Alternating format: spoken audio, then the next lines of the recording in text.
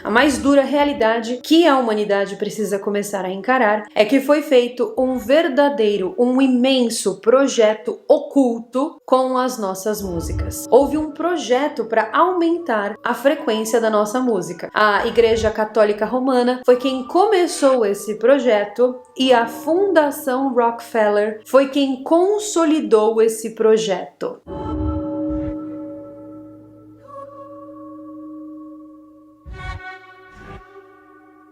Músicas são frequências, frequências que são usadas para nos programar. Todos os dias nós estamos recebendo essas frequências de baixíssima vibração nas nossas mentes. Se eu pegar determinadas frequências musicais, eu consigo manipular a sua mente. Então, se eu quiser que você durma, eu toco determinada frequência. Se eu quiser que você haja de maneira bélica, eu toco outra frequência. Essas palavras não são minhas, elas são do rapper XXXTentacion. O nosso cérebro processa as informações de maneira elétrica. Os nossos neurônios se comunicam uns com os outros através de impulsos elétricos. E toda essa atividade elétrica do nosso cérebro pode ser mensurada. E tal qual um aparelho eletrônico que você tem em casa, o seu cérebro emite essas ondas elétricas. Os nossos cérebros, eles operam em determinada frequência, graças à atividade elétrica que existe dentro dele. Hoje, já é possível transmitir informações através de frequências sonoras. Frequências essas que carregam percepções, informações específicas que interagem com determinadas partes do nosso cérebro. O nosso cérebro recebe essas frequências, decodifica essas mensagens e então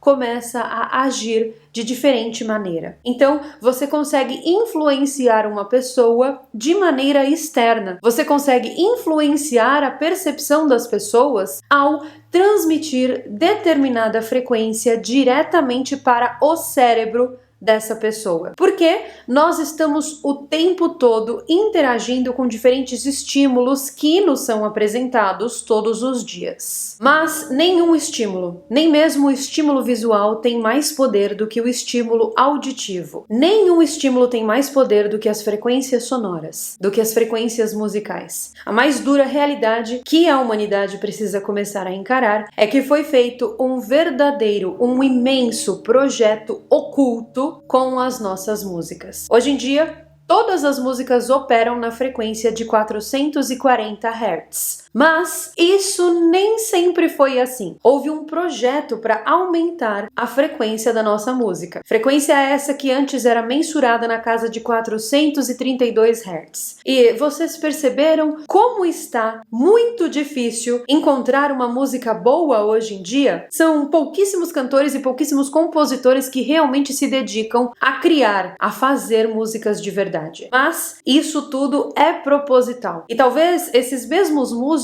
nem saibam o que eles estão fazendo. Ou talvez eles não tenham escolha porque a indústria impede que eles façam diferente. Esse projeto todo que eu tô contando pra vocês é oculto, é silencioso e é muito maligno. E ele tem o principal objetivo de controlar a nossa consciência coletiva. Mas, afinal de contas, quem é o responsável por esse aumento da frequência musical? Bom, existem duas entidades que estão diretamente responsáveis por aumentar a frequência das nossas músicas. A Igreja Católica Romana foi quem começou esse projeto e a Fundação Rockefeller foi quem consolidou esse projeto. A frequência das nossas músicas foi alterada para nos impedir de ter contato com divindades, com o oculto, com o sobrenatural, para impedir o nosso despertar. Antes do século XX, a música no Ocidente era afinada em diferentes padrões, sendo o mais comum o de 432 Hz, uma frequência que, segundo estudiosos antigos, está em sintonia com os padrões naturais do universo. É uma vibração que estaria alinhada com a proporção áurea, com os batimentos cardíacos humanos e com os movimentos celestes. Então, não é à toa que muitos atribuem a afinação de 432 Hz a um efeito efeito calmante, regenerador e profundamente espiritual. Só que isso tudo começou a mudar em 1939, em uma reunião que passou despercebida por muitos, mas que mudaria o destino da música moderna. Representantes britânicos, sob a pressão de interesses norte-americanos, propuseram a padronização da afinação musical em 440 Hz. E essa proposta foi endossada e propagada mundialmente nos anos seguintes. Então, o que parecia ser uma questão técnica quase que inofensiva foi, na verdade, o ponto de inflexão de uma estratégia muito sombria. Porque por trás dessas frequências está o financiamento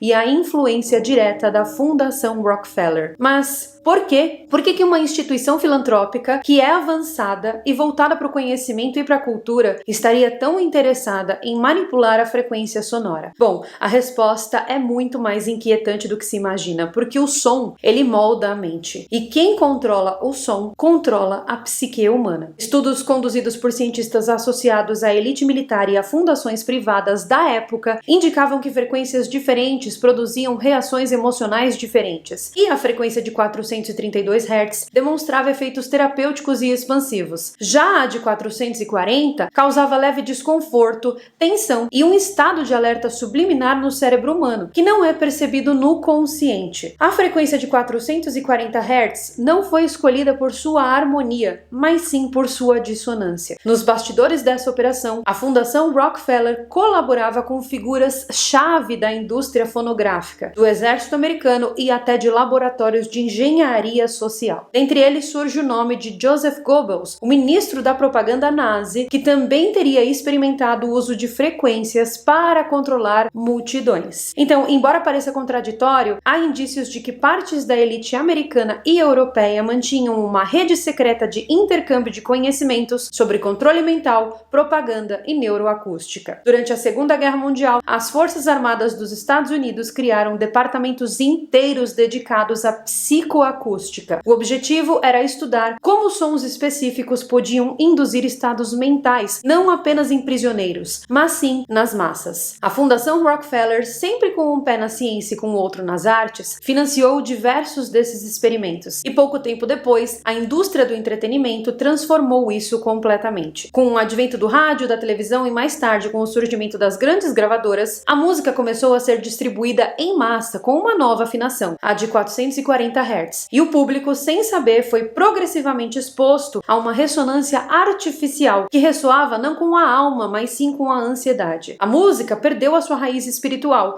e se tornou uma ferramenta de distração, de vício emocional, de alienação. Só que a manipulação não parou apenas na frequência. A padronização da afinação em 440 Hz foi apenas o primeiro movimento de um xadrez muito bem elaborado. A Fundação Rockefeller, com a sua habilidade de se infiltrar em setores chaves da ciência, da arte e da educação, logo se associou a um dos centros mais sombrios e influentes da engenharia social do século XX. Eu estou falando do Instituto Tavistock, que foi criado oficialmente em 1947, mas tinha raízes em estudos psicológicos da Primeira Guerra Mundial. Esse local foi um dos epicentros de pesquisa sobre controle de massas, psicologia do trauma e reprogramação comportamental. E não por coincidência, financiado amplamente pela Fundação Rockefeller. Então, enquanto o público acreditava que o Tavistock era um instituto de psicologia aplicada para curar traumas de guerra, na realidade, ali se testavam formas de destruir o ego coletivo, de moldar uma sociedade que ficou emocionalmente instável e que estava perfeita para ser controlada. E para isso, então, era preciso mais do que uma simples mudança na frequência. Era necessário reprogramar a cultura inteira. Então, nas décadas seguintes, a Fundação Rockefeller redirecionou sua influência para a indústria cultural, especialmente para a música jovem. Gravadoras, universidades, rádios e festivais começaram a surgir, todos com financiamento direta ou indiretamente ligados à fundação, ou com outras entidades, como por exemplo parcerias com a Carnegie Endowment, a Ford Foundation e até mesmo a CIA, que via no rock psicodélico e no jazz dissonante e no hip hop violento uma mina de ouro psicoemocional. Então, bandas inteiras foram lançadas como experiências sociais. Artistas foram moldados nos bastidores, com letras, ritmos e clipes cuidadosamente orquestrados. Os Beatles, por exemplo, eles passaram um tempo dentro desses centros de estudos psicológicos antes da explosão midiática. E há teorias que John Lennon começou a se rebelar justamente após perceber que estavam sendo usados como instrumento de programação coletiva. E vocês sabem muito bem o que aconteceu com John Lennon. A música então passou a estimular comportamentos autodestrutivos, consumo compulsivo, desconexão espiritual, agressividade e hedonismo vazio. Tudo isso embalado com a genialidade sonora por trás das melodias. Estava ali a assinatura do Tavistock. Então, sons que criam dissonância interna, letras que fragmentam a identidade e batidas que ativam o sistema límbico de forma contínua. E afinal de contas, o que tudo isso tem a ver com a frequência?